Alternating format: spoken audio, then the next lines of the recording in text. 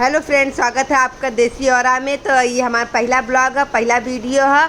तो चला ये देखा है गुजरात के अहमदाबाद में इतना काला घनघोर बादल घेरले रहा कि हमने लड़की के लेके मतलब हमारा बच्चा के स्कूल से लेके अली जा तुरंत बस्ता उस्ता रख के माँ के पापा कहना चला लॉन्ग ड्राइव पे। तो हम कह अरे बारिश हो जाई था, कह चला भींग के आवे के। तब यहाँ पे बारिश भी अब न तब हो ही वाला है, एकदम घनघोर बादल है। तो हमने निकल गई जब बारिश में, तो वही माही के पापा से हम बोले लगली कि अगर माही के पापा ये यूपी में रहा तो निकल जेती जैसा मौसम में अपन चाचा चाची के लड़की लेकिन के साथे। तब मम्मी उम्मी कहाँ जाती, अरे जाती जाए घूमे। इतना चार गाली सुने के मिलत कि जा लोगन अगर बरसात में भींग कैलू ना तब कानब तू लोगन के बीमार भैलू। तो ऐसे सुने के पापा के भी फ़ोन लग जात कि देखा या कुछ घूमे जात हुन, बात ना मानत हुन, या बरसात एकदम पानी बरसे वाला मौसम है। तो ऐसे ऐसे बात सुने के मिलत।